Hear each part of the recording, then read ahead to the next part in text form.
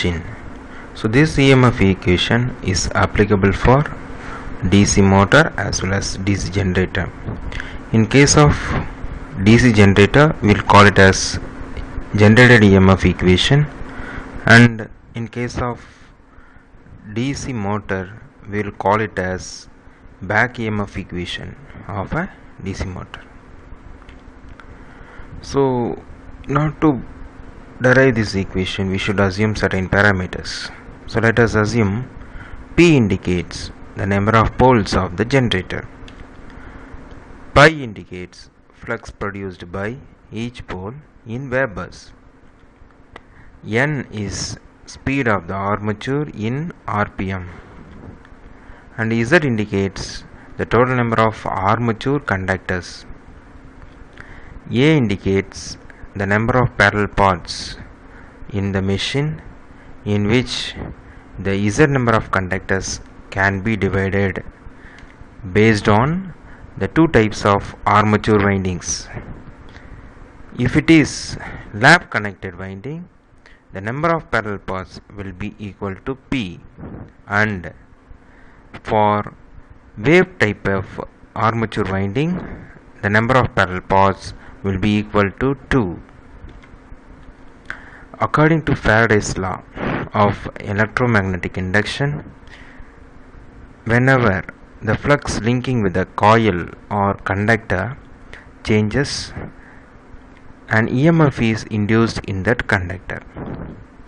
So the induced EMF E will be given by rate of cutting of flux, which is given by d pi by dt. So usually we will consider that flux linkage d lambda, but in this case it is obtained for a turn. So the induced EMF equation, which will be given by E is equal to d pi by dt. Let us consider the conductor, it rotates one revolution. At that time, the total flux produced will be given by P into pi. D pi will be equal to P into pi, and the time required to complete one revolution will be given by 60 by N. As we know that the speed N is in RPM, so the time requirement, or in order to achieve that change in flux linkage, the time required to complete one revolution will be given by 60 by N.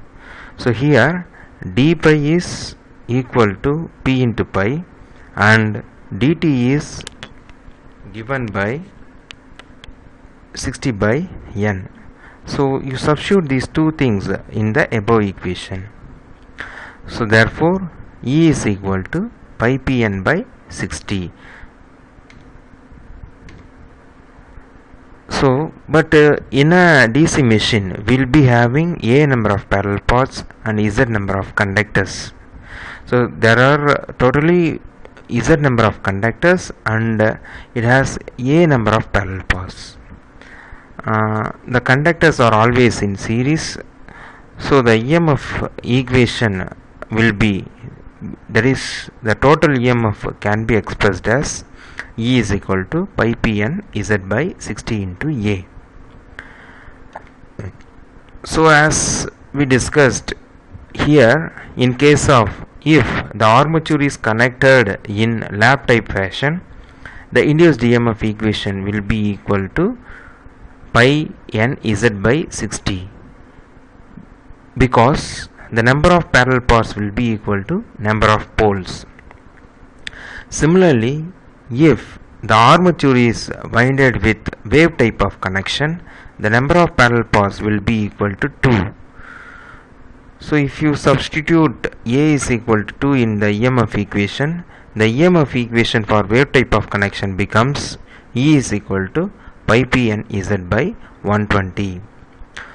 So from this EMF equation, we observe that the induced EMF or generated EMF will be directly proportional to the flux produced and the speed of the armature. So we can say that E is directly proportional to pi and n.